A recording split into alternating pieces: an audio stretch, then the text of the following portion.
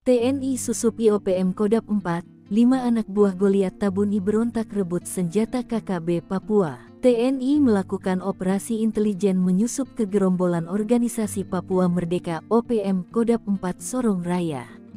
Operasi melibatkan mantan anak buah Panglima Kodap 4 Goliat Tabuni. Sebanyak 5 mantan OPM itu menyerang dan melukai anak buah Goliat Tabuni untuk merampas senjata KKB Papua. Dilansir tribunpapua.com, penanggung jawab Nasional Komando Markas Pusat Komando Nasional Tentara Pembebasan Nasional Papua Barat, Sayap Militer Organisasi Papua Merdeka TPNPB OPM, Jenderal Goliat Tabuni mengklaim telah menghabisi Yakobus Aisnak, bekas anak buahnya yang membelot dari kelompok pro kemerdekaan Papua. Pernyataan Goliat bersama Wakil Panglima Letnan Jenderal Melkisedek Awong, Kepala Staf Umum Mayor Jenderal Trianus Sato, dan Komandan Operasi Umum Mayor Jenderal Lekagak Telenggen disampaikan juru bicara Komnas TPNPB OPM Sebi Sambon. Sebi menjelaskan, pasukan TPNPB Kodap 4 Sorong Raya melaporkan bahwa pada Sabtu 3/8 Yakobus dan Martinus Aisnak diajak oleh Yunus Aisnak selaku Kepala Kampung Wormu.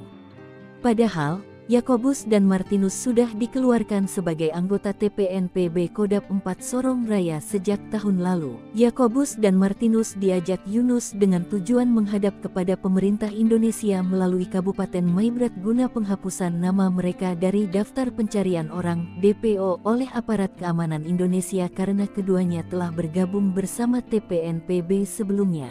Menurut Sebi, pada Sabtu 3/8, kedua korban bersama 3 orang lainnya mendatangi markas TPNPB Kodap 4 Sorong Raya kemudian secara brutal melakukan aksi penyerangan dengan parang dan panah terhadap pasukan TPNPB. Atas penyerangan tersebut pasukan TPNPB mengeluarkan peringatan pertama dengan melakukan penembakan ke arah udara guna menghentikan aksi mereka.